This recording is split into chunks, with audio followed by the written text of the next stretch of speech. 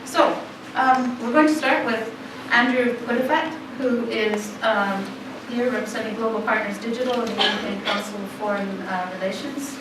He has a big interest in human rights online and the internet, and has been active previously as director of Article 19, and also is very interested in issues of freedom of expression, which clearly are issues for internet governance.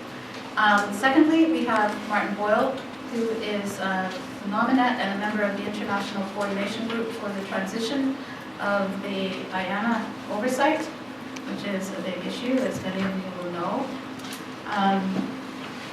He was head of the International Communications Policy Team in the UK Department for Business from 2005 to 2008.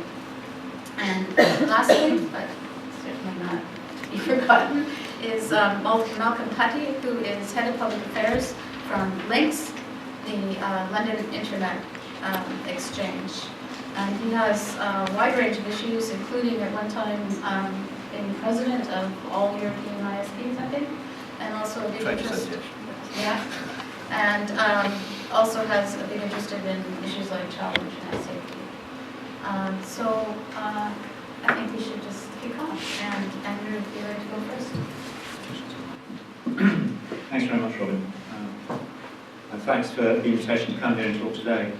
I guess just to I'm going to try and set the scene in terms of the overall, if you like, geopolitics of the internet at the moment. And to obviously start with the screamingly obvious, I'm sure for this room, there is no single entity that governs the internet. The internet's governed by many different processes, many different institutions, many different, often competing forums.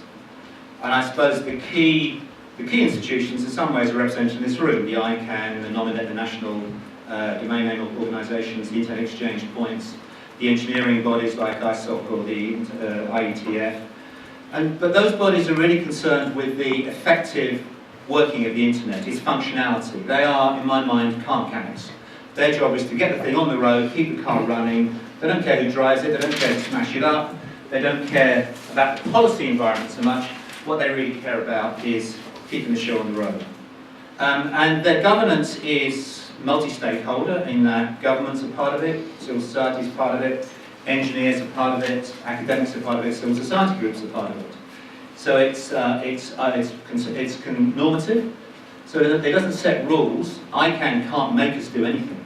Nominet can't make us do anything. In choosing to use the internet as it's configured, we choose to accept the voluntary standards that are adopted by these various engineering bodies. And it's relatively transparent. So a lot of this stuff happens in public. You can usually find out if you're interested in what's going on. You can see if they're making mistakes, you can critique it. The problem is, in the eyes of much of the world, and in the eyes of traditional international lawmaking or treaty making, these bodies lack legitimacy. They have no formal legal status, no formal legal jurisdiction, compared to interstate mechanisms which set treaties, make rules, make agreements. And interstate mechanisms operate very differently. They tend to be more exclusive, they tend to be interest-focused, and if you think of the trade negotiations, say, around TTP/IP or TPP in the US and Asia, they're wholly secretive. There is no way of finding out what's going on inside these processes. So there's a tension between the traditional institutions that govern the world, if you like, insofar as they do govern the world, and internet institutions which have grown up in a very different environment and operate in a very different way. And that considerably annoys a number of governments, because increasingly a number of governments have seen the internet as a threat to their hold on power. So if we take our old friend President Putin, in 2011, the street protests that erupted in Moscow, he directly saw as a result of internet-fueled subversion. He thought that all of the NGOs protesting on the streets had been funded and supported and encouraged and incited by their presence on the internet. And so for the last 2 or 3 years, the Russians have made fairly systematic attempts at the global level to introduce a treaty-based system for regulating the internet, which would enshrine the doctrine of state sovereignty over the internet. The ability of the state to determine what information flows and what content would flow across borders.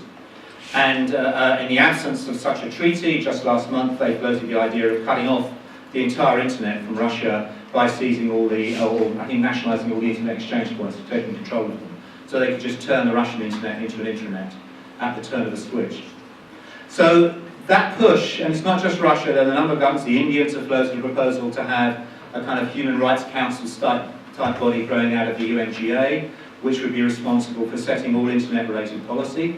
So there's been a number of efforts from within the G77, with the Shanghai Cooperation Council, to put an end to what they see as this laissez-faire Anglo-American free-for-all that is the internet, with all its anarchy and US corporate domination.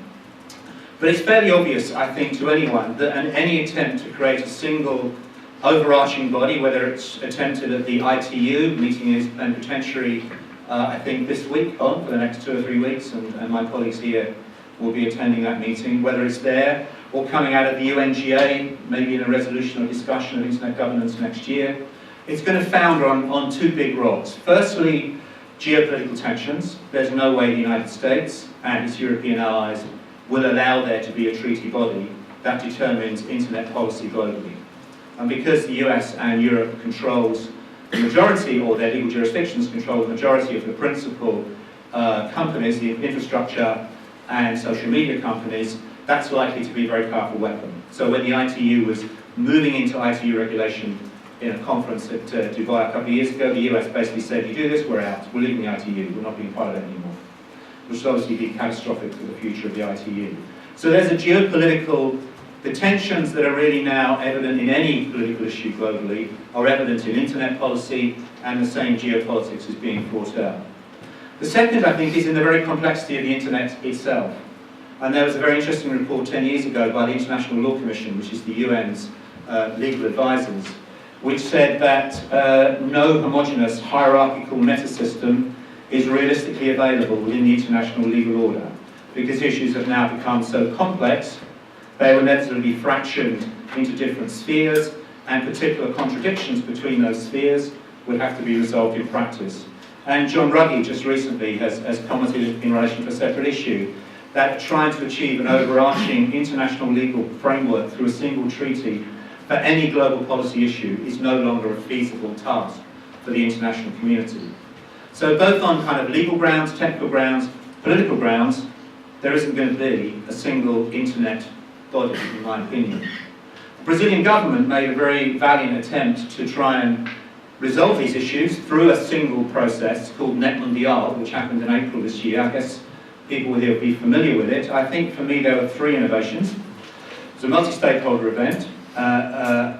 There was a solicitation of written inputs from all parties. It was open to anyone to provide input to the conference, not just governments. So civil society made inputs, business did, governments made input, and they were public. Every submission was public, and multi-stakeholder working groups established by the Brazilians then aggregated them into conference working documents. You then, during the conference itself, had allocated speaking slots for different stakeholders. The governments had to queue at 1 mic, civil society queued at 1 mic, the business community queued at 1 mic, and the technical community queued at 1 mic. And finally, the conference outcome document was drafted in public, again by a multi-stakeholder body. So it was a very, very different process to any previous international treaty, and it was the one that ICANN and the Brazilian president had said, we will solve the problems of the internet through this major multi-stakeholder process. The problem was, I mean, it was a great process, but the governments hated it. They couldn't see, firstly, how their contributions entered into the final document. The Argentinians were outraged that their particular submission appeared to have disappeared because the multi-stakeholder body thought it was worthless. The Indian government were very upset that theirs got amalgamated and fused in with other people's contributions, etc., etc. They absolutely loathed having to queue behind a mic on the same basis as a civil society group or a member of the technical community or the business community. And the Russian delegate actually said during the meeting, this is the least transparent international process I've ever been part of, which caused a great deal of hilarity in the audience. And they didn't like the fact that non-state actors were part of the drafting and deliberative process of the conference outcomes. So everything that multi-stakeholderism is designed to achieve, which Net Mundial did a very interesting job in doing, actually caused an enormous resentment and resistance among, I would say, the majority of governments who participated. And as a result, they refused to allow the Brazilians to call it a kind of an outcome document, a declaration. They didn't want to have to give the Net Mundial outcome any kind of status within international soft law.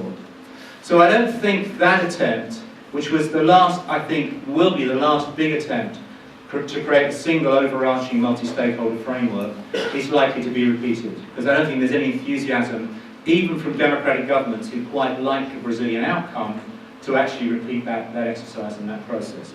So what we're left with is basically a whole series of different forums. Talk shops like the Internet Governance Forum, a reformed ICANN and a transmuted IANA process, which we'll hear about shortly. Ad hoc processes like the Cybersecurity Conference started by the British, next meeting in the Netherlands next April. Normative discussions at the Second Committee of the UNGA focused on privacy. There will be trade negotiations in TTIP, which will have implications for internet policy. There'll be regional standard setting in forums like the Africa Union. There'll be national legislation, national jurisdictional claims. There'll be international cases at the European Court of Human Rights on privacy and surveillance. In other words, a giant mishmash. So to achieve progressive goals in such an environment is going to require expert knowledge, stamina, consistency, institutional memory, patience, and smart diplomacy. And these are two things that both civil society groups lack, and I would argue democratic governments lack. Because civil society lacks it because it doesn't have the money, the resource, or the experience often to compete in high-level policy forums. It's not equipped to do so. It tends to be declaratory in the way it operates rather than seriously engaged in advocacy. And for democratic governments, they represent a vast array of interests: security interests, business interests, public interests, parliamentary or congressional interests, etc., etc. Whereas when Sergei Lavrov goes into a meeting, he represents the Kremlin, he knows what it is. Any government that steps out of line in Russia finds itself subject to a tax investigation, knows the civil society group is allowed to express an independent view, and the media is wholly state-controlled. So you're up with democratic governments, which I think find it very hard to coordinate and sustain their policy, with secretaries of state or foreign ministers changing every 2 or 3 years, officials turning over every couple of years, are up against companies which can throw a lot of money at a problem, and a lot of very well-paid people at a problem, and repressive governments which can be consistent and driving forward their particular agenda. So that's the problem we face. The geopolitical landscape, it takes a certain form, and the organisational landscape, it takes a certain form.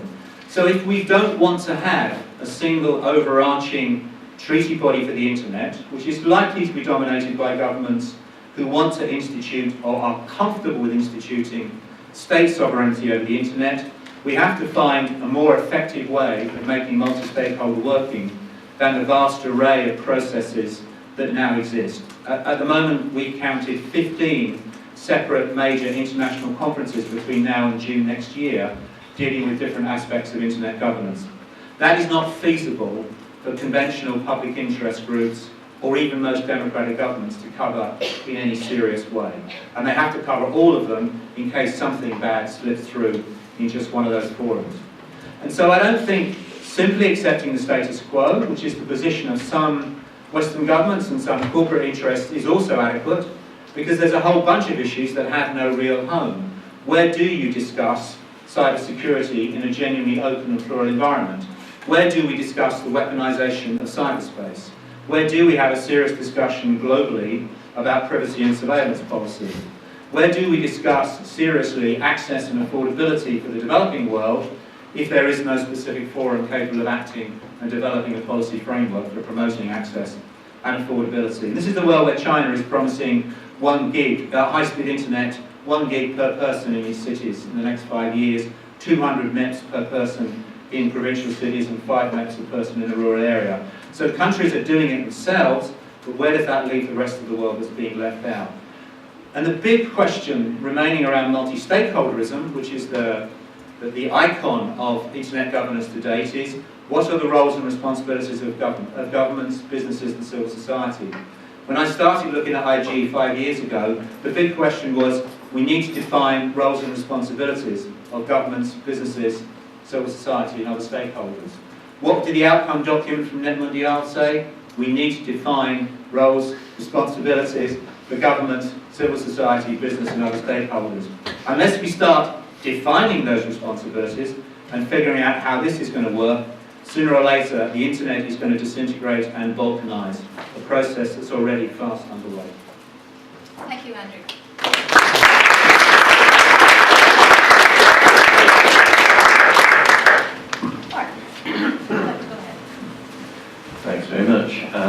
well, as one of the car mechanics in the room, I'd like to try and take the environment that Andrew's just been talking about and look at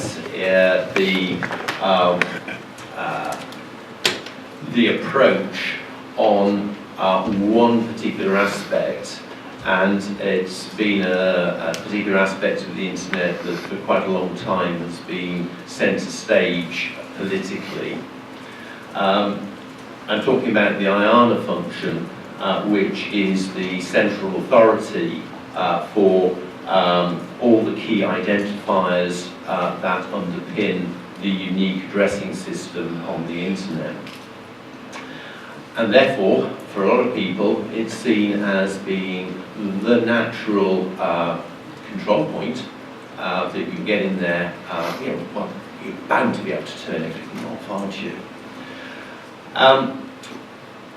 Now, I'd like to sort of just hark back a little bit in history to 1998, when the Clinton administration decided that it was going to privatise the global identifier system, and out of that it produced a green paper called A Proposal to Improve the Technical Management, very clear, technical management of Internet names and addresses, privatise the management of the DNS, increase competition and encourage international participation. Now, also in 1998, the ITU held a conference, its Plenipotentiary Conference in Minneapolis, and I think that was the first time Resolution 101, 102 appeared, and these were then specifically about the management of these internet functions. So, ICANN was born from the Green Paper and had the role of introducing competition. It also had the role of developing this bottom-up coordination. The ITU, meanwhile, had got a long pedigree going back into the, I think it was 1860s, 250th anniversary this year, so do the sums yourselves. It had a responsibility for allocation of resources globally in telecommunications. It also has a responsibility for developing recommendations in its standardization bureau, all related to the cross-border flow of originally telegraph and now all communications traffic. And so, yeah, that's what governments do, isn't it?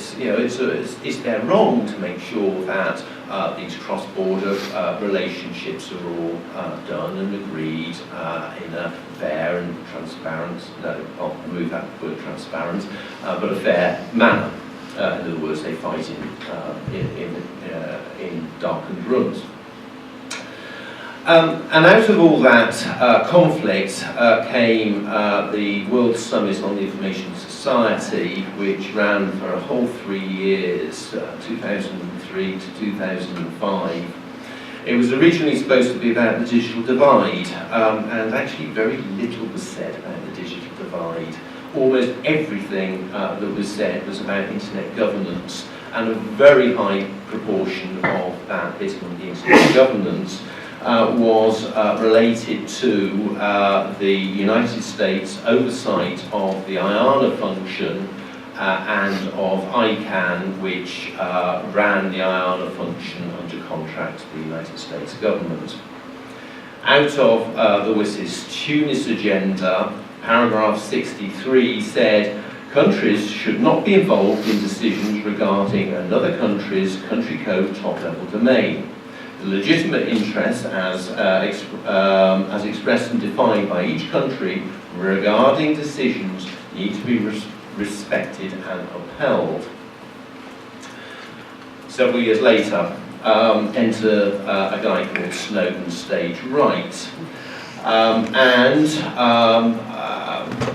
a massive statement by President Roussef of Brazil to the United Nations General Assembly in September, was it really only last year? Then following that statement, the organisations, the other car mechanics around the globe, the ISTARs, the infrastructure organisations and standards organisations for the internet around the world produced the Montevideo Statement, which restated the encouragement to move to the globalisation of ICANN and the globalisation of the IANA function. And then just prior to the Net Mundial that we've just heard about, the US government threw a really interesting curveball into the playing field when it said that it was going to transition its key internet DNS functions to the global multi-stakeholder community, and that ICANN was to develop a proposal to transition the control that the United States government exercised. Now this is a massive change because up until a short time before that, the United States always counted the IANA and the DNS that hung from the IANA registries as being a strategic national asset. And now all of a sudden it's up for grabs. Well, that's actually names, domain names, addresses, actually just numbers, and the protocol parameters. Of which, under the names, you have the GTLDs, which are all regulated by contracts that they have with ICANN, so nothing to see there. And the CCTLDs, the country codes, the country's presence on the internet, as many would actually then see it. And CCTLDs become particularly difficult because, well, actually, global multi-stakeholder? No, we're answerable to our national multi-stakeholder environment, and in some countries we're actually just answerable to our local government. And so you end up with a big question about national sovereignty, and then of course you're back to those discussions in WSIS as to who has the authority over a country's CCTLD. And does the IANA, or ICANN if it's still running it when we finish, have the right to tell a country code what to do? What about this global multi-stakeholder environment? Do they have the right to tell a country and a country's top-level domain what to do? I'd refer you back to the paragraph 63 from TUMIS that I just mentioned. It doesn't mention global multi-stakeholders, it mentions governments. So I'd actually just throw into the mix just a few questions. What do we really mean by global versus national? How can we draw a line between those two? Because national sovereignty is here, and that's where the governments walk back into the room and say, sovereignty is us. The multi-stakeholder versus national authority. And is anybody really going to be brave enough to turn round to North Korea and say, no, you can't do that? Actually very, very difficult if you're not an intergovernmental organisation. Lines of accountability. Well, who is accountable to whom? It's very, very, very difficult when you can't draw very neat lines around this nasty internet thing, because it keeps on blurring at the edges. How do you ensure that decisions are correctly made? How would we in the UK be able to hold IANA in the US accountable for making a mistake that took .uk off the internet map? And what about national laws? What happens if you are Cuba and you want to do something and ICANN is based in the US and has to follow US law? And that, I think, when you put all that all together, I go back to Andrew's point about the roles and responsibilities and our need to properly understand what those roles and responsibilities are and who we trust to do what and when and why. And I think that's a really big question, and we've got until the 15th of September next year to work out a solution. Thank you.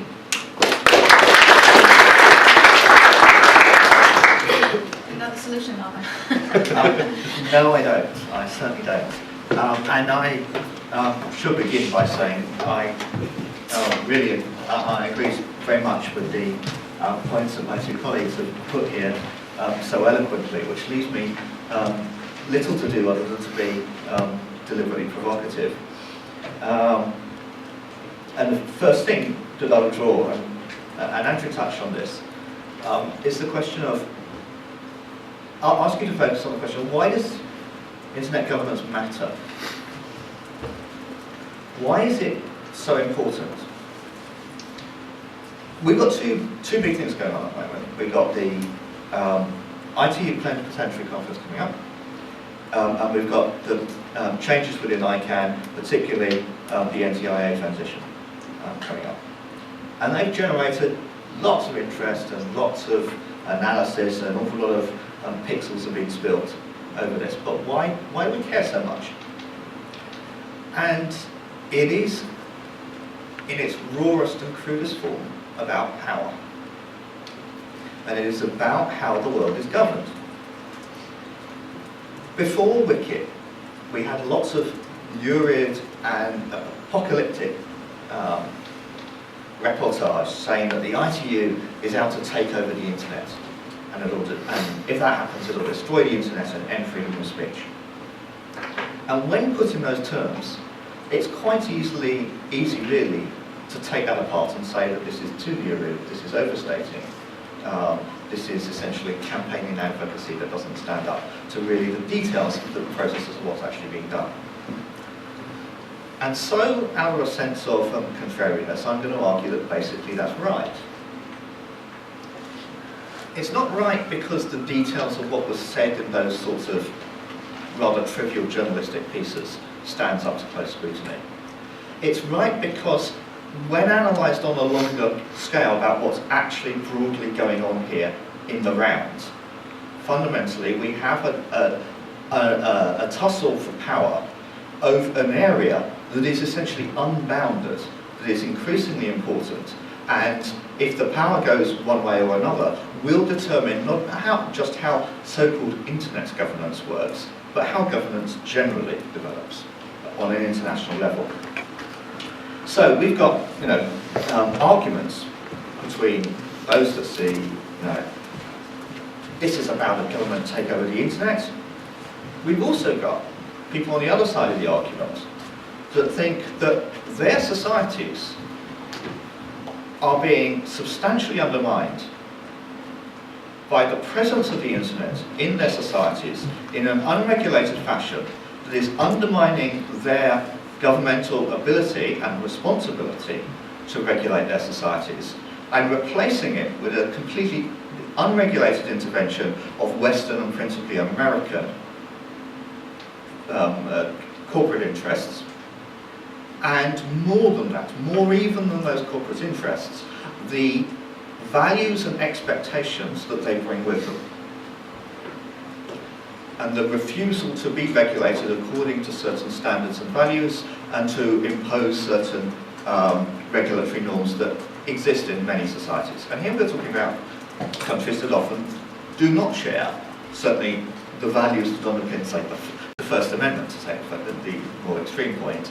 I'm talking about countries that will quite cheerfully stand up and say that what we need is laws, for example, against the defamation of religion, that you can't really look for an easy compromise between between that idea and the idea that anyone has an absolute and fundamental human right to attack other people's religious views and to say that they're wrong and to say that you'll burn in hell for disagreeing with me on matters of religion or whatever. There is not a lot of middle ground between those attitudes, and the Googles and the Facebooks and so forth provide direct access to publication of viewpoints in a way that is weakens domestic regulation on matters that are culturally important in the views of those governments, and is, to their mind, changing their societies and threatening their societies. And to be perfectly frank, many of those who are on the "no, we want to keep governments out of this and let the internet be free" actually agree with that, and that's why they like it. We need to be, at least amongst ourselves, a bit frank and recognise that that's part of the discussion here. But it's not just about waving placards and wanting to create political protest and wanting to upset people with your point of view, or even exercise your right of freedom of online assembly and all that sort of stuff. It goes beyond that. It goes into much broader areas of policy, and I'll pull out a couple of examples from the ICANN world to support this. One is ICANN's Uniform Dispute Resolution policy. This is a policy by which ICANN manages trademark complaints. You can initiate that process as a trademark holder to say, somebody has registered this domain name, it's infringing my trademark, I want something done about that. Normally I want that trademark reassigned to me. And anyone that registers a domain name, GTLD, has as part of that registration process submitted to be part of this alternative dispute resolution system. That's a non-court resolution system. So that empowers a trademark holder to go to a process that has been set up by ICANN, that is run by ICANN's appointed adjudicators, independent adjudicators, but nonetheless appointed by ICANN or by ICANN processors to follow a process that was designed as ICANN community policy for the resolution of trademark complaints. Which really means that in the question of domain names, ICANN policy has effectively superseded national trademark law.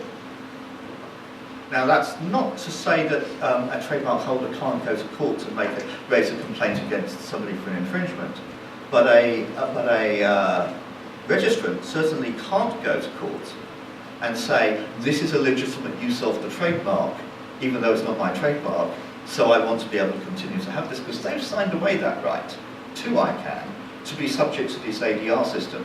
And if the ADR system decides, no, even this doesn't accord with our policy, then even if a particular national version of trademark law would have allowed that registrant to continue to use the trademark, or maybe provided some other remedy, such as merely promise not to do this particular thing with it again, or just pay this rather derisory form of compensation over. No, they are subject to whatever that the UDRP process results in. Another area, related area to this, again from ICANN, I was talking to people at the ICANN meeting who were from the public health world. I'm not going to go into the details of precisely who they were. I wasn't even always sure exactly who they were representing, but a couple of them had some rather sweeping claims of representing more than one intergovernmental organisation on healthcare, which seems unlikely. But basically they were arguing about .pharmacy and .health. And they were concerned that these were being inadequately regulated by ICANN, so that people would be able to have access to registered domains within those top-level domains in an inappropriate fashion that would expose people to thinking that these were legitimate pharmacists, or legitimate healthcare professionals, and presumably a sense of that they were properly licensed and so forth. and therefore be able to provide services in a way that you wouldn't normally be allowed to provide them. But ICANN wasn't, in their view, stepping up to the plate and making sure that such improper people were excluded from those sensitive and highly regulated domains. Okay, I mean, there were merits and demerits in that position. But what's being asked for here? It seems to me that what's really being asked for is for ICANN to step in to decide who is and is not a properly regulated healthcare professional that should have access to that sort of thing. And that's just in that one area. So you see how these elements of internet policy very quickly stop being about questions of merely freedom of speech, but I don't want to say merely freedom of speech, but freedom of speech and political debate and religious debate and assembly, and start coming into the whole gamut of regulatory policy of anything where information is a part of what is being regulated. And when you gradually start to extend controls over content and services, it becomes very difficult to separate the regulation of a purely technical function from the regulation of the social behaviour, especially if you believe that the technical function should have some responsibility to not be abused to create bad social outcomes. But as soon as you take that step, you very quickly get into the place where you're assigning the authority to decide and to set global policy in a very broad area that goes well beyond merely the internet governance aspect. ICANN is particularly important in my view because of the DNS, because the DNS is one route. The DNS has a tree structure. It is one of the very few things on the internet that is a global tree. It's got a single root, which means that when decisions are taken for the DNS as a whole, really apply on a global basis. Very little else works that way. My organisation provides connection for internet networks. It allows BT to connect to Virgin, or facilitates BT to connect to Virgin and to connect to AT&T and so forth. But we're just one place where that happens, and there are a great many other places where that happens. And the routing on the internet is a highly distributed mechanism. It doesn't go through a central point. There is no centre of the internet. But ICANN is the closest that you can get to that, because ICANN has policy authority for the DNS, at least in the GDP space. And the DNS needs to work on a global basis. And it needs to be coordinated, and if we are to avoid splitting the route, which would avoid universal reachability, so long as we accept that as a constraint, and I think almost everybody does, then there needs to be one set of rules. There are not many other areas in the internet where that happens. You can have, in individual countries, you can have countries giving orders to their ISPs to block access to this content or block access to that content or allow it alternatively. And different countries can take different approaches on that. But in the DNS, with ICANN setting the policy there, you've got a single policy authority. That's really quite unique, and that's why I believe it has been such a focus for political engagement, because, as Martin said, people want to lever that to achieve policy outcomes.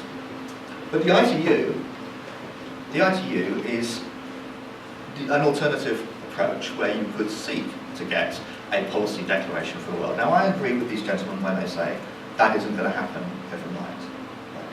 It's not going. You can't expect that, for example, the United States would accept. There's going to be now a new authority set up that's going to have general control of the internet. But that's not really how it works. I mean, it could if they were willing to do it, but they're not, so it's not going to work like that. But it can work other ways, by degrees, by gradual encroachment without really a lot of people being aware of what's going on. For example, last year, 2 years ago, before the Wiki, we had a lot of discussion, a lot of focus on this area. So you would have thought that while everyone was very focused on governments coming together to control the internet, people might have noticed that the week before, within the ITU, a separate meeting of the ITU, that was happening the week before, there was a new standard passed for deep packet inspection. That if you go back and read that standard, basically acts as a how-to guide for content control and censorship. And this was written as a standard to be, which can be applied or not applied, of course, but for those that produce routers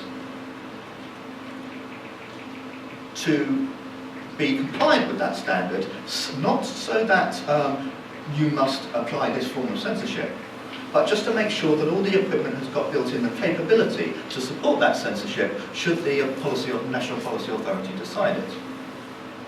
So, on our side of the argument, back in the technical community, the Western business community, frankly, we have a bit of a pretense that these multi-stakeholder institutions like ICANN, like the RIRs and so forth, they're mere technical bodies with no, it's not policy really, public policy, we understand that's the role of governments. We're just the car mechanics. Don't worry about us. Please leave us alone, we're just the car mechanics, nothing to worry about. And it's a bit of a pretense, in honest, because the decisions that get made there do have profound implications for the basic architecture, information architecture. But the same is also true, I'll just wrap up. The same is also true on the other side. These decisions, when they're made on the other side, have the same implications as well. And that particular standard is one of them. We are at a time when things are changing, and there are multiple pressures from those that want to move away from the Western standard. The one that's given the most attention right now is what I would call the Russian approach. The idea that we want to have, for example, a cybersecurity treaty, that we want to have new institutions and so forth. But there's also the Chinese approach. And the Chinese approach looks very much like the IETF approach in reverse. Because I would say that the IETF approach is not really politically neutral, although it claims to be. It's based in a politically neutral technical approach that is grounded in a core set of assumptions and values about what it is to build the internet. The Chinese approach takes the same approach, to simply develop technical standards that don't have explicit statements of policy norms in them. That standard on deep packet inspection, in nowhere in it can you find something that says you should censor this or that, or indeed that you should do any censorship at all. But nonetheless, but is grounded in a set of norms and expectations that you need to be able to make these facilities available and make them and design things so that it is more susceptible rather than less susceptible to it. The IETF, this will be my closing point, the IETF in response to the Snowden revelations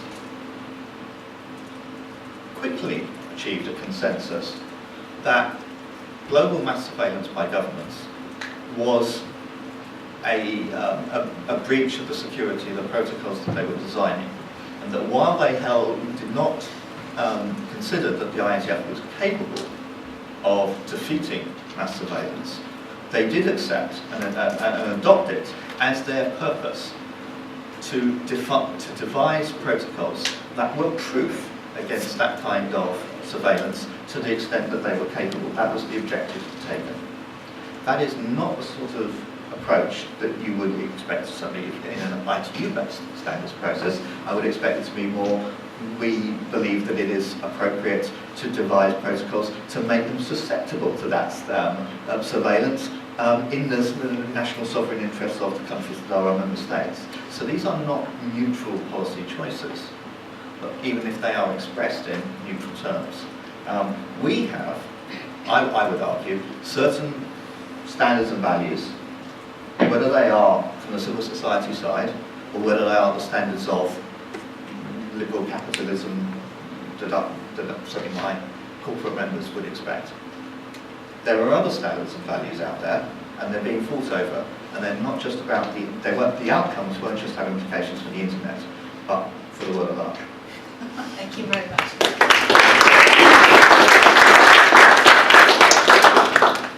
We've covered a lot of territory. It strikes me that we live in a world in which institutional instability is not exactly a new thing, and we are thinking that there might be some kind of solution by next September. We will reorganize the roles and responsibilities of key actors, and it's almost as if he's suggesting that the key actors will play the game appropriately, as if we've signed new roles and responsibilities, new institutional formation, and all of a sudden people agree to disagree and everything goes on happily ever after. And it strikes me that hasn't been the case for the internet so far, and it probably won't be in the future. So I guess the question to you that I'd like you to respond to is, what do you actually think are the strategies of some of these key actors, the government ones, who clearly Americans are not going to be able to control their key asset the way they did in the past? Surely they're not going to let it just float away into some amorphous global stakeholder community. Similarly, the Russians, the Chinese, etc., have a particular interest, and they're not going to let it just float away. Neither is the private sector. The internet is scaled up, and it really matters to all of them now for different reasons. So I guess if I could come back to each in order, and then we'll open it up to the floor. If you could talk about what you really think is going to happen, notwithstanding all the talk and all the pixels in between, but what do you think is a solution that would be fair and be some semblance of multi-stakeholderism retained into the future? I'm not sure there's a fair outcome, just to be clear. It's about power now, so that's something different. I think if you take the US interest, the IANA function was a millstone around their neck. They didn't like it. They didn't feel able to exercise it. They didn't want the ICANN to have issue new high-level domains. US companies didn't want the high-level domains. I think most people saw it as an ICANN tax upon the internet community, because existing players had to buy their own domain name to protect it at the high level, and the developing world weren't able to put in many applications, so they felt cheated by the capitalist West. So everyone was unhappy about creating those new high-level domains, and the US government felt it was not able to exercise that authority without people screaming that the US runs the internet. So I think they're very frank about that. They want to get rid of it. They've also been quite frank. Larry Strickland said it publicly in various forums, that if ICANN doesn't come up with a satisfactory process that guarantees, some kind of multi-stakeholderism, i.e. not the Russians and not the Chinese running it, that they feel they have the right to block the transition. They're not necessarily committed to it if there isn't a satisfactory process. I think the Russian goal is a very old-fashioned traditional Cold War goal, as Malcolm said, at the policy level of instituting some kind of national, international treaty that enshrines both the traditional doctrine of spheres of influence and national sovereignty, and that it's entirely of a piece with their policy in the Ukraine, the Shanghai Cooperation Council, the Eurasian Union, and a bunch of other diplomacy they're following. As Malcolm says, the smart money should be on the Chinese. They recognise that essentially Western engineers, if I can be crude, Western engineers have built a Western internet that supports and sustains the values common through Europe and North America, and the Chinese will build a different kind of internet that's available, and they'll sell it to whatever country wants to buy that kind of gear, that kind of equipment. So I think the real change will not happen at the global political level, where it will be stymied, but at the engineering level. And we're already seeing, I think, a balkanization of the internet. The Chinese have effectively created the Chinese internet. It's technical, legal, normative, it's the cyber 50-cent army, it's a bunch of things. It's expensive, they've thrown a lot of resource at it, but they've done it. The Iranians would love to do the same thing, a whole bunch of countries would love to do the same thing. So I think that's where the battle will be. It will be an engineering battle. And I couldn't predict the outcome. It's about the power, the role of, the extent to which users are able to exercise a voice in this community, which is where the civil society groups come in, the extent to which somebody in the middle of all this says, what about the users, the user community, the consumer? and where they play, and they could play a significant role even within China and Russia. Users can be very powerful in the internet environment. So I think that community will be decisive. But but if you say what's a fair outcome, I mean there is no fair outcome. It's a battle for who wins control of the most important communication medium since the printing press. A communication medium that's going to redefine the way that every part of our society, from our business, our public services, politics, is going to operate. And there isn't anything more powerful. I mean, now the companies who are internet companies are the biggest companies in the world. The market cap of Apple is bigger than Exxon. Google's rising up fast. In 20 years' time, these companies will dominate the FTSE 500 by any imagination. So you've got the biggest money, the biggest power, the most significant invention in probably 100 years, and it's, and you want a fair outcome? I mean, that's not what it's going to be. I'm a Canadian, that's why I'm an optimist, but I'm not naive either, so. You want to comment? Well, first of all, I think I would certainly agree with 2 points that Andrew made. Specifically, agree with these. Firstly, about the IANA becoming a millstone around the US government's neck. It feels like power, but you try doing something with it. If you were to try and take out North Korea, then wouldn't you be responsible for breaking the internet? Meanwhile, everybody reviles you for having this control over the internet. And the other point I strongly agree with him on is this idea of fair outcome. I think probably for me, I would say there's an awful lot of people who feel very, very comfortable with the US being the country that's holding the pieces of string that hold ICANN in place. Because that immediately brings those companies under US jurisdiction, and I think the jurisdiction issue is going to be vital as we move forward.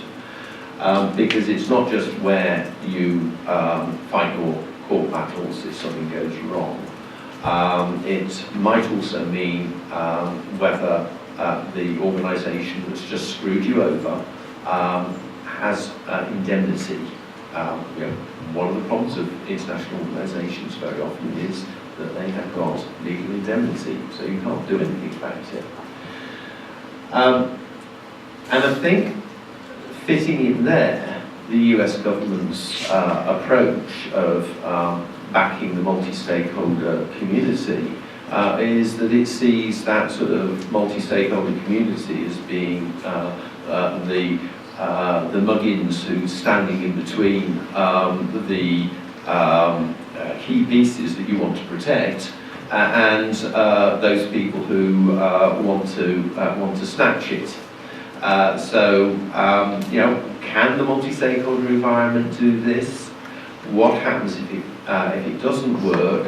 And I've always had this sort of private theory that, well, actually, if something were to go wrong with the IANA, well, there are probably other ways of doing it that are cooperative agreements between the people who are essentially disseminating the information that is in the root that then the users can draw on, so they still get unique access to the resource that they have asked for. Yeah, just a couple of very brief reactions there. One optimistic, one pessimistic, and mainly coming from Andrew's comments. I don't think there's going to be a Chinese internet. People are always talking, my entire career so far, people have been talking about building a new internet, an internet 2, and got great projects for how it's going to achieve something, usually technical, that will be better. And sometimes they build it, And as soon as they built it, the users of that network demand it gets connected to the real internet, and there's part of the internet. Because the clue is in the word. It is the first two syllables. The internet connects between networks, and the internet is made up of different networks. And every time you connect another one to it, it joins the whole. So that's what's going to happen. So the real question in the Chinese approach isn't whether they can build something that's separate. It's whether the internet as a whole will gradually take on a more Chinese flavour. Whether, for example, all our routers will come with DPI systems built in, and it will make people like my members, the ISPs, make it hard for them to turn around to governments and say, oh no, it'd be very difficult for us to do all that control and blocking of stuff. It would really harm our businesses, and we'd be too expensive and very difficult technically to achieve. It's like, no, all we're asking you to do is implement this system, this set of config files in the standard DPI system that's been built into every modern router now, as thanks to ITU standard Y3, whatever it was. That's the approach that I mean by a Chinese internet, not just a separate thing behind the Great Firewall. The pessimistic point is drawing from Andrew's argument that it is hard for democratic governments to engage in this debate, to stand up to the non-democratic governments. And I certainly perceive this, and that's big, and that's because of this. No governments go along to something like an ITU Plenipotentiary Conference with the purpose of breaking up the conference and having a disagreement and it all falling apart in chaos.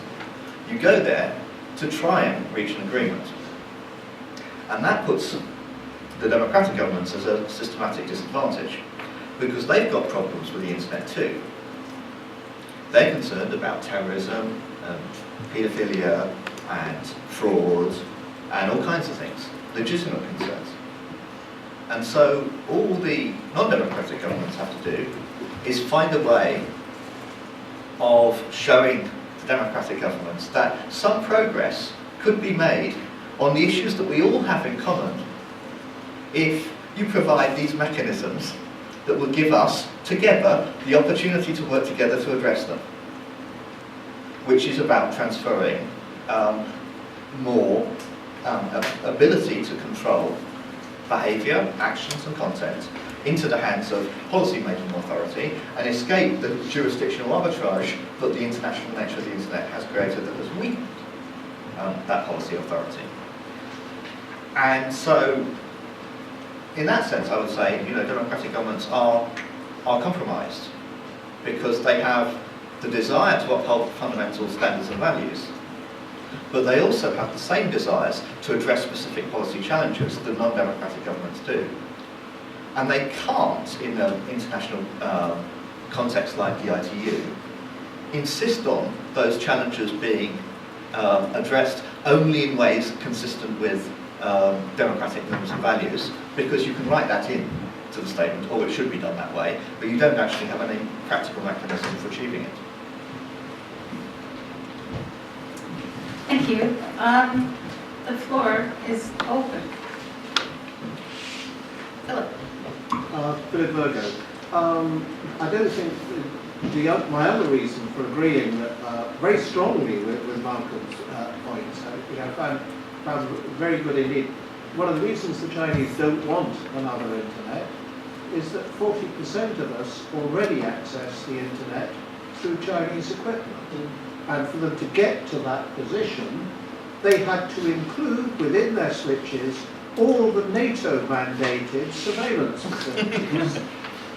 So we do indeed have a seamless internet, and will have, with everything built into it, for heaven and or hell, depending on how we actually use it.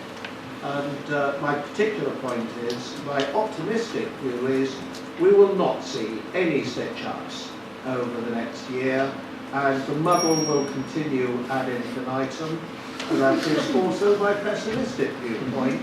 Long may the muddle continue, because as soon as it's sorted out, oh boy, will we have to live with some very nasty consequences. Yes. Ian Hargreaves. Going right back to something that Andrew said at the beginning of his opening remarks,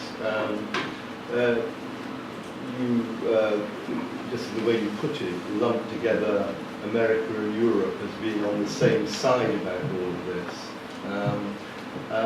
I wonder whether you think that that is likely to remain the case, or whether you identify divergent tendencies between those two particular parts of the democratic world.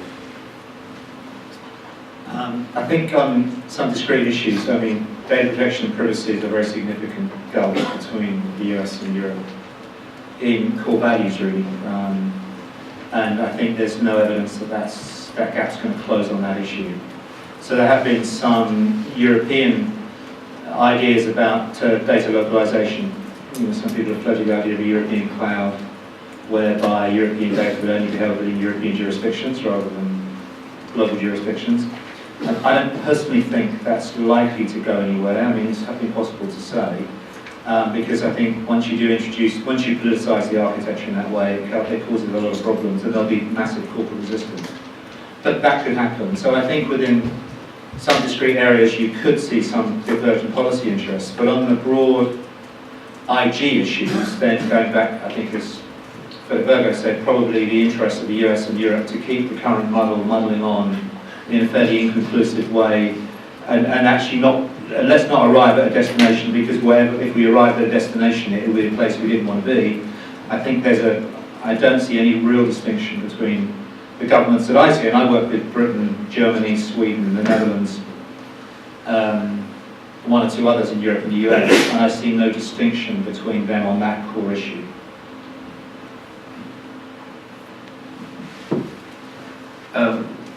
If I can just turn to the infrastructure level, I can actually see there perhaps being, again, a polarisation as there was during towards the end of the World Summit process between the US and Europe. I think what I'm seeing is that, and this picks up again on Philip Virgo's, muddle is good for us because it stops anything happening. I actually do think that for Europe as a whole, failure would be seen as leading to the status quo, and the status quo as not being acceptable. That in its March statement, NTIA took the cork out of the bottle and out came the genie. And I think expectations are now raised for something that has been in European policy, including the UK policy, since the end of the 90s. And that is that there should be the globalisation of the management of what are now called critical internet resources.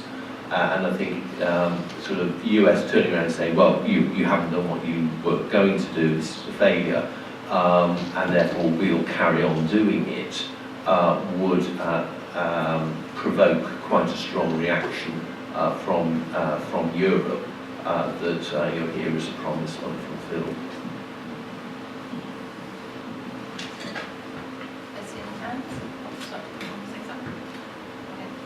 Well, I mean, I just think that we should just admit that to talk about the American interest, the European interest, the Western interest, these terms are broad, gross generalisations.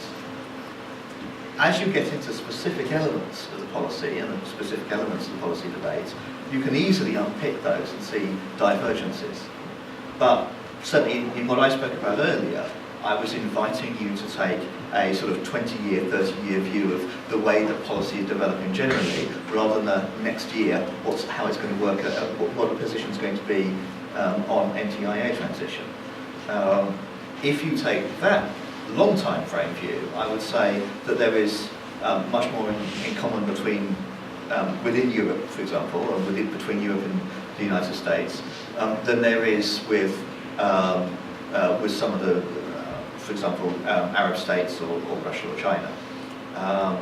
Now, there will be areas where you can actually even say, maybe that's not even true, but they'll be in the specifics. Broadly speaking, in the arch of it, we are capitalist societies, and we're societies that believe in a form of limited government. Some of those are not appreciated the same way, and the implications of that from other areas, and that has broader consequences. But you can always find, I mean, to be honest, half the time I think that France is on the other side, so, I did have a French diplomat say to me once, we have a treaty for everything, why not the internet? It was a sort of philosophical proposition on their part. I think the other point about the muddle is, I think that's probably the goal, but no one can quite express it like that. You know, no diplomat will stand up and say, our job is to make sure that nothing really gets resolved. It's going to be a mess if it does. So it does create a quandary for the diplomats who have to effectively pursue that position. I think it also opens up space for saying that while we think we're muddling through, all sorts of things actually are happening. And as you suggest, technology is being designed, new generations, whether it's DPI or whatever else it is, might be a new technical skill, it might be, I think you referred to the fragmentation of different parts of the internet. And so actors are doing things. Power doesn't just sort of sit still and say, oh, aren't we happy today? The internet is changing. And I'm sure all of you are here because you have quite strong feelings about just exactly what changes you would not like to see happen. So maybe some of you would like to express some of those strong feelings. Yes? So this might be a little more specific, but I was wondering what you think would be the pros and cons of structurally separating the IANA and the ICANN into two separate organizations versus kind of keeping the IANA as a separate subsidiary while placing limits on the ICANN? I think for me,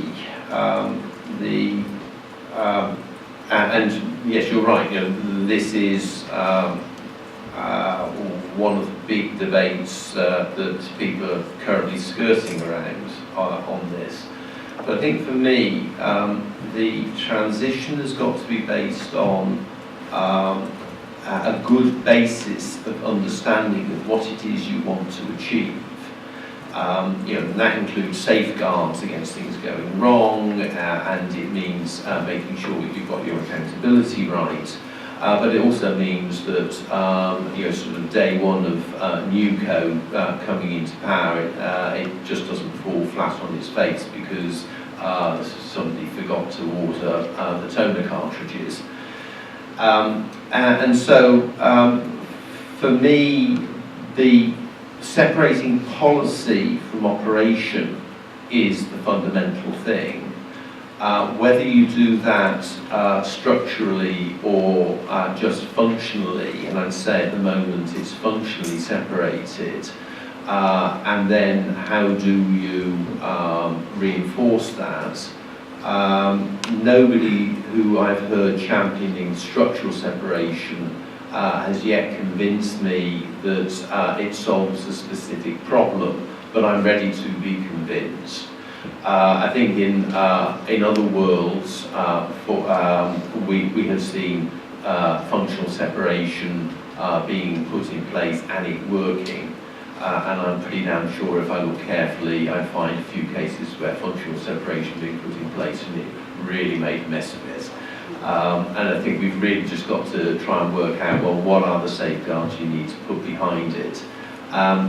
It's one of those issues of, well, all of a sudden, haven't we just implemented a regulator? Who is the regulator? And by and large, a regulator is in place answerable to the government, or rather answerable to Parliament.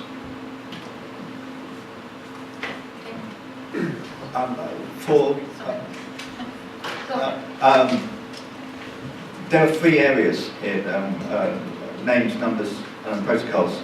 And for protocols and numbers, ICANN's not policy authority, and structural separation there is practically in place already, really, arguably. The RIR, certainly in numbers, the RIRs are already the policy authority, but they're also pretty much the order giver to IANA, not the order taker.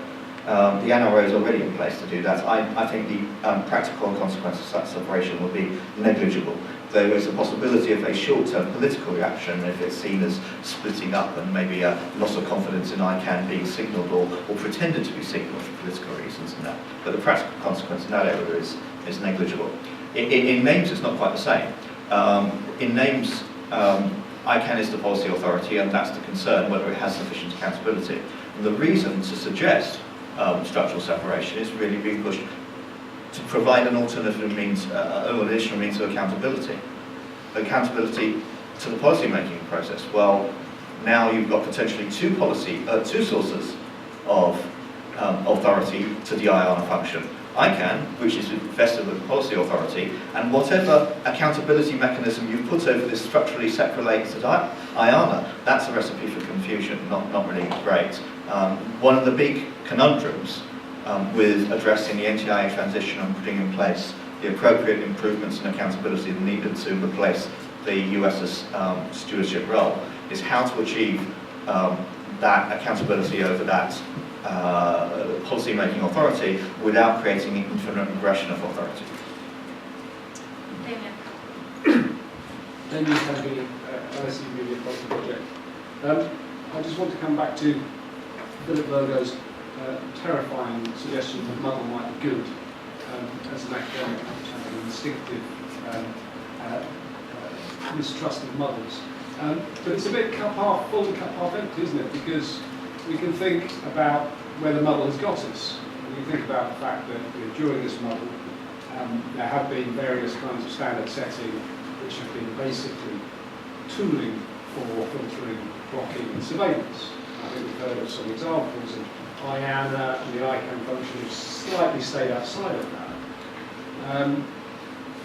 But going forward, I mean, there are real questions about whether you continue with that model, especially if you, given the fact that there also seem to be moments when what's been described by the panel as a sort of normative approach to engineering and standard setting has actually tried to put a brake on that process.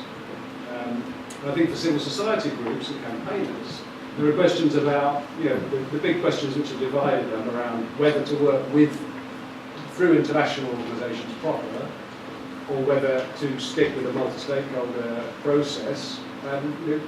We have to think through, in the next phase, given where that muddle is taking us, is there any positive way in which turning to that normative approach within what seem to be still very powerful North American and European, generally, internet companies, are standard setting, and how, if that's what should be encouraged, those blocking points and those moments where engineering principles meet normative principles can be encouraged. And isn't that the big question? And maybe to sort of encourage some of the panel to get off the fence a bit. I mean, where do they think they would advise campaign groups to go on those big issues? Anyone want to take that one? Yeah, I mean, I think you're right. There's a big role for normative standard setting, and I think it's the key thing for civil society groups. I think, insofar as there are various networks which I'm part of that try and coordinate civil society activity, and I would say where we've got to is recognising there's a fundamental problem, firstly, with the business model of the internet, that it's a surveillance model. Companies. It's a very interesting article by Ethan Zuckerman in Atlantic, which some of you may have seen, where he talks about writing the first piece of code for pop-up ads, which he said at the time was just their way of monetising the internet and figuring out a way to get people to pay for it. And they had no idea of returning into the industry it is now, where essentially, because nobody pays for search, nobody pays for using the internet, companies gather as much information about you as they can and marketise it and sell it. And I heard GCHQ protest vigorously that they do a lot less surveillance than the average internet company. So what are people so neurotic about? There are companies that know far more about you than the intelligence services do, which I'm sure is factually correct. So I think there's a set of issues there which at the moment have no real home. So I think for a lot of us, the first task, if you like, intellectually in policy terms, is to define what I would call a human rights-based infrastructure for the internet. What would an infrastructure for the internet that supported and sustained core human rights values and dignity and democracy, what would that look like? What would the changes that would need to be made to actually build that kind of environment? And what are the norms that would then need to grow to shape the behaviour of engineers and policymakers, both at regional, national and global level? So I think where we are is, some people are coming in on specific issues like privacy and surveillance, which is, Damien, is a massive concern around civil society groups around the world. But I think the more fundamental question is to think about the internet that we would want, that would support and sustain the values that we want, which, with respect to the founders of the internet, which and it's been a brilliant invention, and I've thoroughly enjoyed it, is essentially increasingly enshrining a kind of corporate monopoly power, which is not identical, however much the companies would like to say it is identical with a public interest, and a public interest access to information and ideas and flow. So I think we need to define that. And that infrastructure would be technical, and I think it would be commercial, and I think it would be regulatory. And I think it would have all of those aspects. This is not the right place to do that, but we had some thinking, and we have some thoughts about what the engineering of the human rights internet, what the commercial environment would look like, and what the political and regulatory environment would be. And I think that's where I would start. We need to get that kind of debate going within the broader internet community to try and shape and drive the debates forward. Otherwise, the model will just hand us over to, in the end, I don't really want to choose between Apple running the world and Russia running the world. Neither of them are particularly attractive choices for me personally. Which, I'm glad you said that, because I was thinking, if we had our students in the room, we always tell them you can't separate policy and the engineering side of things, even though in practice they sometimes seem like they're separable. But in reality, there is so much at stake and so many normative values that crop up across this peculiar infrastructure that it's very difficult to achieve that. I'll hand the mic back. You look like you want to say something, but would you like to take another comment first, and then I'll come back to you? Sally. Sally Broad, principal of the Unipos project. I have kind of two questions. The first one is on this issue of human rights. Don't we have human rights instruments for everything else in our governance of society that have already kind of been agreed upon, that can somehow just be applied? And isn't it more an issue of who's actually holding those things to account? Because we have, say, international courts, we have various things where at least there may be some attempts to hold human rights, Universal Declaration of Human Rights, etc. These things together. Isn't it more about who are we actually tasking to do that? And then that leads me to this other question. I'm surprised that the IGF hasn't really come up much. And we mentioned WISTIS only sort of in the historical part at the beginning, and I've read actually Robin's report from WISTIS and stuff. There are things going on where there have been some principles set down. There have been that are based on human rights values. Some of the stuff that you're talking about at the IGF, there's a lot of different groups out there defending things. I haven't been. I've just read about it. But it seems like there's a lot of these different voices, but there's not necessarily the place that you go. So do we really need more instruments, or do we just need to know who we're actually calling upon? Yes, okay. I might actually skirt a little round human rights before I, just like any good government might. I think one of the things that sort of worries me about internet governance is that it means all things to all men. It's a little bit like that bit in Alice in Wonderland where Humpty Dumpty says, when I use the word internet governance, I use it to mean exactly what I want it to mean, neither more nor less. And I think that's what we sort of tend to do. We produce this thing that ends up as a massively big basket and that starts then encroaching into the real world and then sort of produces this illusion that we can resolve for the internet those things that we were vaguely unhappy with or perhaps very content, but we didn't like the way the other person was interpreting them in the real world. And I think to some extent, sort of trying to break internet governance down into more discrete functions and then saying, well, how are these dealt with in the real world?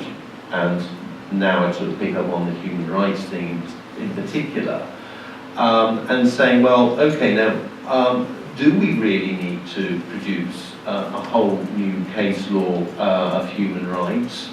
Do we need to produce a new instrument for human rights? And I suspect in the case law we do, but in the new instruments we don't. And I suspect actually if we go into human rights treaty for the internet, we will end up in a worse position from a Western point of view than we are at the moment. And that probably sort of helps underline why the IGF in some eyes is not going anywhere. I think the IGF is still in that stage of people going through the IGF and airing discussions and listening to what other people are saying and starting to understand the issues that relate the sort of body of agreements that we have in the real world into, well, how does that map into the internet? And therefore at some stage, perhaps there is a mark where you can start saying, well, actually, this is an area where we really do need to understand what the implications of the internet are in that sort of wider context.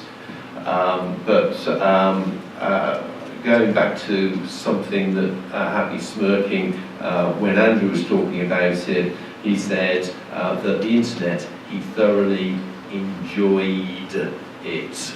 Past tense. Oh dear, we've already got there.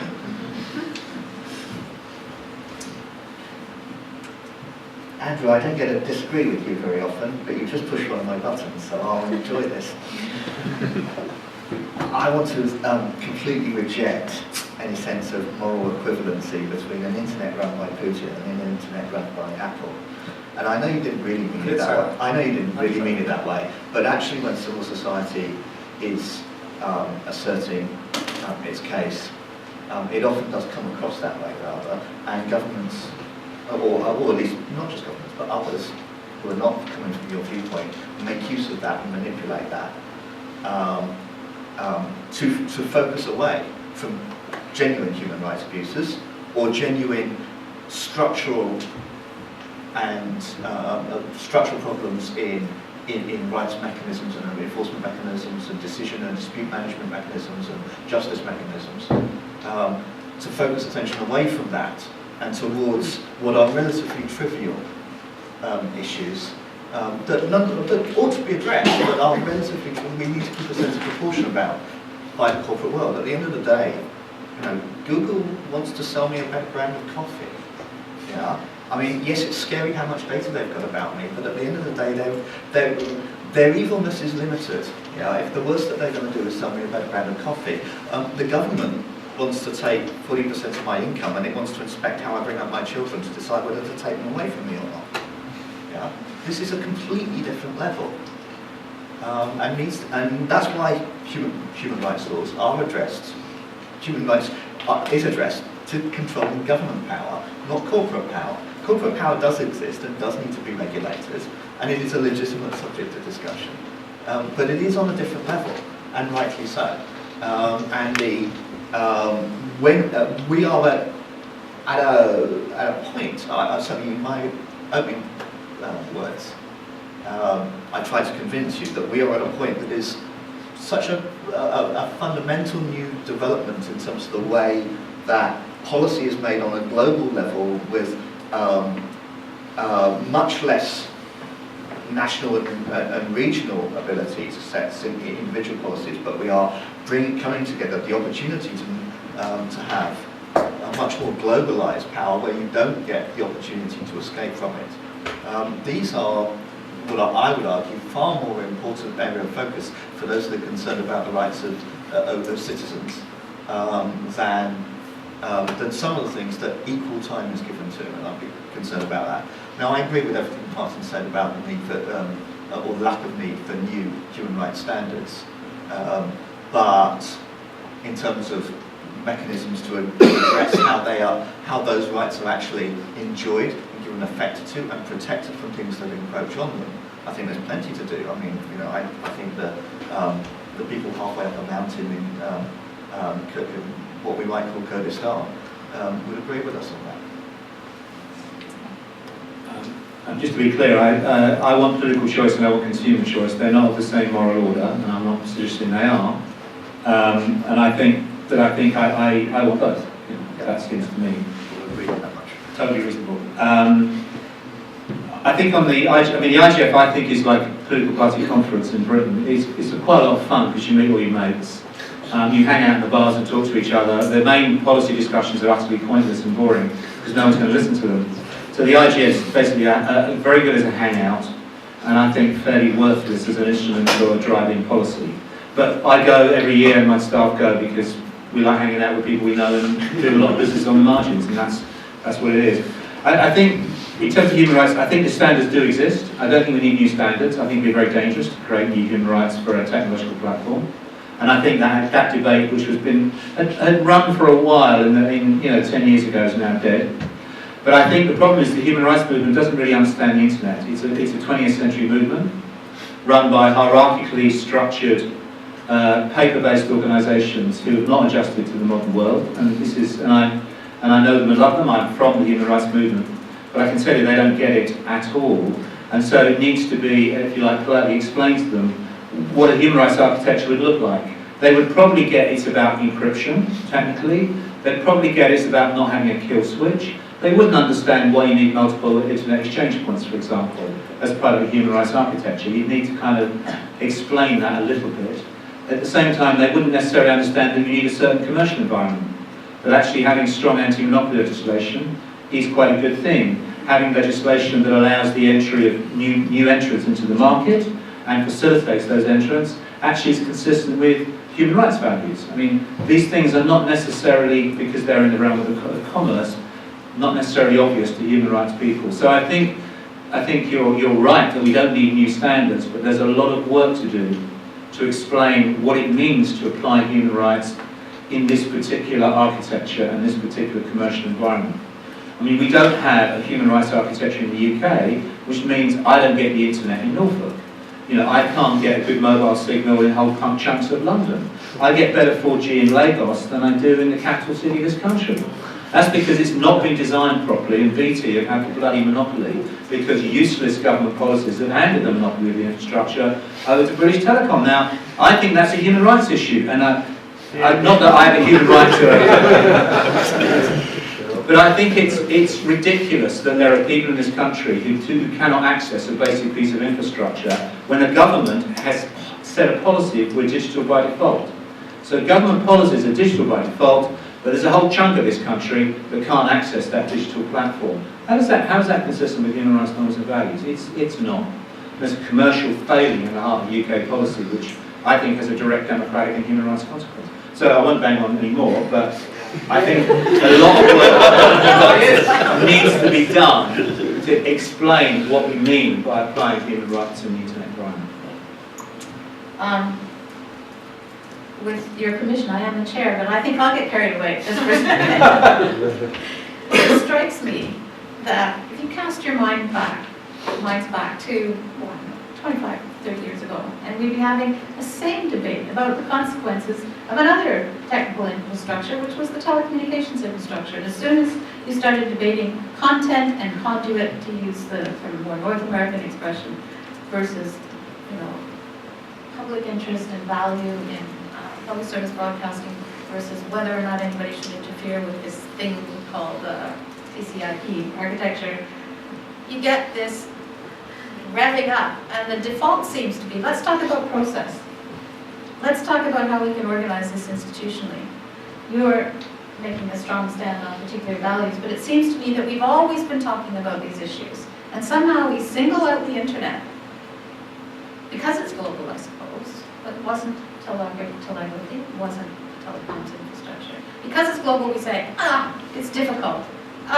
We have to have newly defined roles. Now, I know at the level of all of the individuals and the way it came into being in the first place, that it was done in a very open and largely engineering-driven way.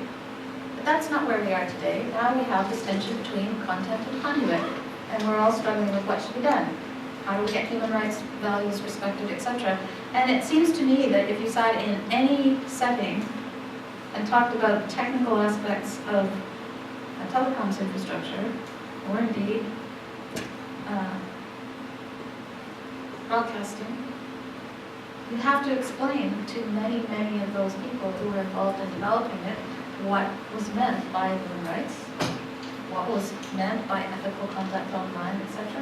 So I guess what I'm saying in a sort of provocative way, I hope, is it really all that different? Are we actually creating a problem when the real problem is that people really don't want to face some of these contradictions? They don't really want to face the fact that human rights will be somewhat thrown out the window if nobody takes responsibility for the development of this infrastructure that we care about. Any responses? And anybody want to say something? Yeah, I'll say something. I thought you'd say something. it is different. Yes, I Yeah. knew you'd say that. And it's different for the reason that I gave at the beginning of my opening remarks. Absent intervention to the contrary, anyone can get onto YouTube and they can see all the stuff on YouTube. There's a lot of laws against a lot of the stuff on YouTube, not to mention everywhere else. So the ability to bring whatever anybody wants to say, whatever content anyone wants to deliver, whatever assemblies people want to organise, and all the services and stuff that they want to provide, to the door of someone in a country that says that stuff ain't allowed, challenges that country in a way that access to the telephone never did. And the television was always a centrally controlled infrastructure. It was always a tool for power, not for undermining power. And so I think it is very different. Whichever side of the argument you're on, the impact is just not the same. Yeah, I agree. Those were both print and broadcast grew up in national medium subject to national legislation, and the battle has been to liberalise and free them up over a generation. The internet's permissionless innovation. Anyone sticks a bit on and grows it. It traded on the existing telecoms infrastructure, so nobody had to build it anew. There were no licenses required to start launching products or broadcasting. You just went ahead and did it. And so it's grown from 150,000 to 3 billion in 20 years at a pace that radio, TV and print could never compare to. So it's a fundamentally, and with the advantages that Malcolm brings, I think it's a fundamentally different kind of medium to one that's gone before. It's the many-to-many versus one-to-many. It's peer-to-peer and then viral rather than hierarchical.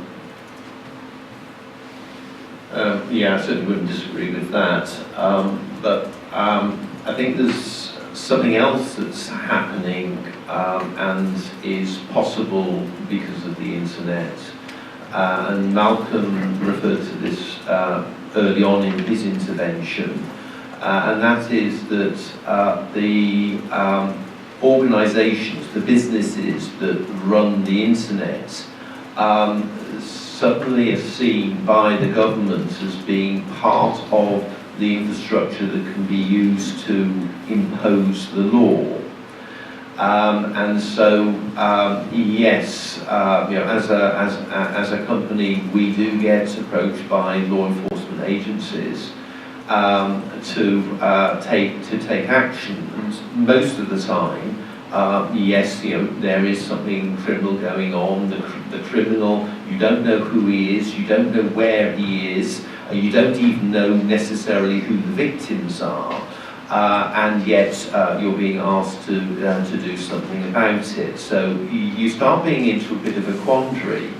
Now, what happens when that law is not about child abuse, but is about following a Chinese sect, or mentioning Tiananmen Square, and then all of a sudden these businesses are essentially, from being asked to help the law enforcement, suddenly find themselves being made responsible for taking on a role of law enforcement. And that is actually something that I do find deeply worrying, and something that as a society we probably do need to start thinking about, where is law actually being, so who is going to be responsible for doing the law enforcement. Thanks. And it raises an interesting comparison, if I may very quickly, that makes a very interesting comparison between print and the internet as opposed to broadcast and telegraphy. Because print, when it first came along, at least in the European context, I don't know about the Chinese context, I'm afraid, but in the European context, print was very much a subversive medium in its initial stages. It very much undermined the power of the Catholic Church as the sole source of information on the most important information of the day. And then it was co-opted by censorship mechanisms, mainly based around copyright and co-opting of printers. And now we've got the tussle over whether the internet is going to be something that is very much putting a subversive technology in the way that I described it a moment ago, or whether the ability of governments to apply regulatory power to intermediaries gives them leverage to scale control over citizens in a way that they never had the power to practically enforce that level of fine-grained control in the past. And so maybe the internet could go in a direction which is more restrictive, as indeed for a while print did. Philip, I saw your hand up, and then Damien, and then just so you all know, we're kind of aiming to finish in about 10 minutes or so, to go upstairs for the drinks. So we'll take comments from the audience. Yes, I want to speak a little bit more about muddle as a positive force, not just a negative one. But to begin with the point that I was on IFEP in the early 1980s when we welcomed the Russians into membership. And one of the key things to remember about the changes that took place in Russia was that they began with the Moscow Olympics, because for a period of about 3 to 4 months, including the run-up, there were 4 times as many international phone lines into Moscow as the KGB had English-speaking surveillance operations. The genie was never put back into the bottle. But at that point you can understand these issues go back a long way. When Tim Berners-Lee was accepting his freedom and the City of London, he talked about the issues going back to the Hanseatic League, the tensions between those who are trying to do things internationally and governments. I've written on the tensions between warlords and international trade, going back to the contrast between ancient Sumeria and Egypt. These things go back a very long way, and the great thing about muddle is that it has actually allowed the internet to evolve in ways that would never otherwise have happened. The way in which the IETF functions in its evolutionary manner is very important.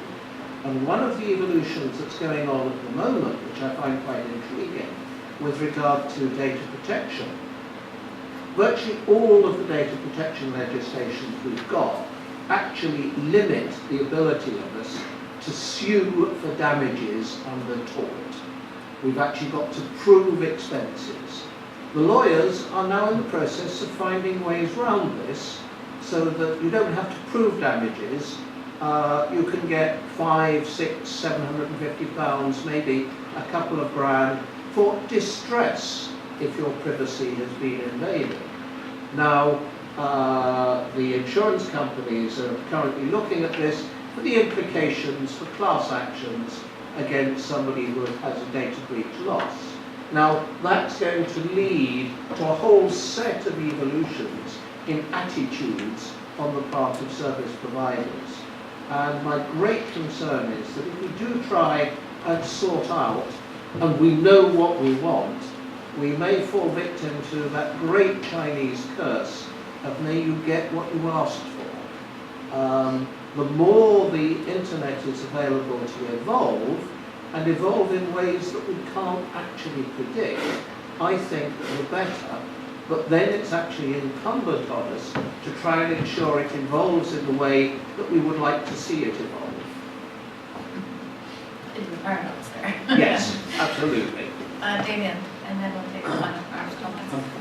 I'm having a bit of difficulty reconciling the objective of muddling through and its implication that we should do nothing with your optimism about glasnost and perestroika and the importance of bringing telephones to Russia. I think there may have been other factors involved in that particular historical change of telephones. But to link it to Andrew's point, which I've been struggling with a bit, I want to believe that the central objective should be to design some principles that enable us somehow to derive engineering and design principles from human rights principles. I want to believe that that's true and that's the way to go. But it's difficult, isn't it? Because I can imagine designing an internet on the basis of one human rights principle, Article 19, freedom of expression. I think you mainly were referring to that. Of course, this is not an absolute right. There are important balancing roles and balancing functions. And that is where the difficulty comes. Are they, and I think this is your point, is that are they located in private hands? Are they transparently adjudicated, and are those disputes dealt with transparently? Is there due process? Are there rights for people? All of those questions, which I think we're seeing in Google's current advisory group on the right to be forgotten, kind of a slightly worrying emergent mono-stakeholderism. And I think the companies themselves are beginning to realise that there are risks and costs for them in engaging in those kinds of processes. So I'm not entirely sure that it's as simple as designing human rights based engineering principles, although I want it to be true. Okay, last one for each of you. Yeah, I'll be quick. When I said human rights infrastructure, I didn't mean to say that's purely technical. Maybe the word infrastructure was wrong. I meant it would have a technical, commercial, and a policy and legal aspect. And I think some of the issues you dealt with, I don't think censorship, for example, or the necessary controls on speech should be a technical question. I think it should be a legal question that's enforced through a jurisdiction.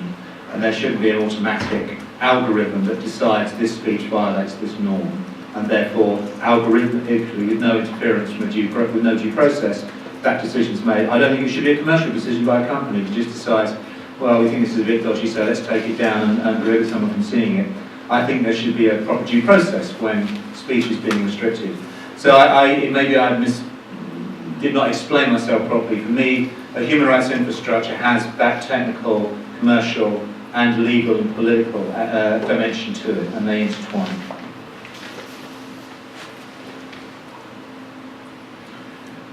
I must admit, I sort of do share Damien's concerns. It seems to me that it becomes quite dangerous for it to come down to the company having to make make decisions.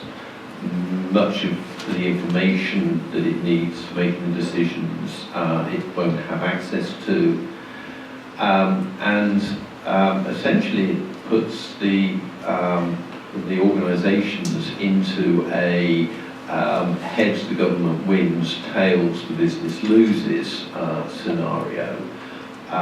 Certainly not a direction I'd like to go down. But I suppose for my concluding sort of point, I think I would actually continually go back to, well, the problem with the internet is jurisdiction. It becomes very, very hard for us to say, well, okay, legal constraints on speech, when what might be a legal constraint on speech in the UK is going to be different to that in the US, and certainly, well, at least for the moment, may remain to be the case that it is significantly different from China or Saudi Arabia. So somehow or other we need to start understanding the implications of jurisdiction and the liability and responsibility and this is where the internet is different to the printed word. The printed word you've got to smuggle over a border, whereas the electronic word, well, if you put a block up somewhere, it'll find a way around it. That's what it was designed to do.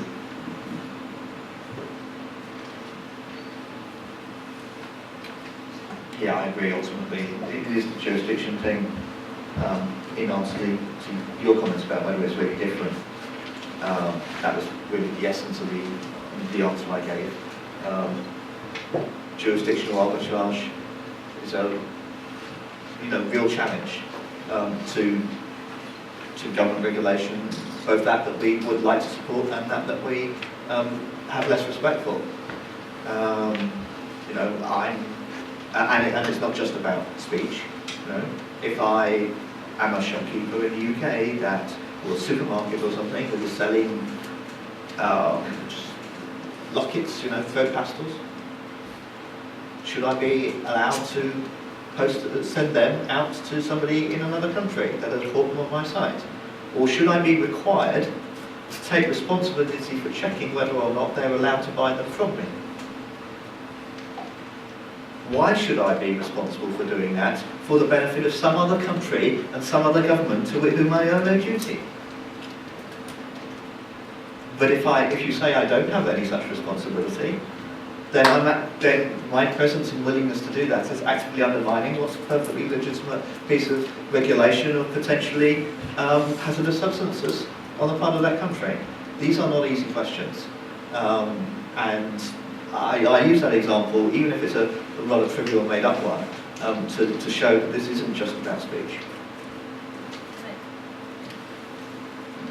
Thank you very much. We're going to close now. I think there's one word that is rattling around in my head, and that is the word accountability. Which stakeholders are accountable to whom? Have we seen the end of the, not the end, but the end of jurisdictional accountability in the nation-state sense? What about corporate entities and their interests? And heaven forbid that civil society organizations have lost their way in terms of being able to articulate a third way, if you like, or a third position. So I'd like to thank all of you tremendously. Just before we close, I'd like to say what I should have said at the start. If you're wondering where Sarah Taylor is, she sent her apologies. She's from the Department of Culture, Media and Sport. She came down with the flu, unfortunately. So she would have been with us otherwise. So thank you again. Thank you all to all of you for coming, and join us upstairs for drinks.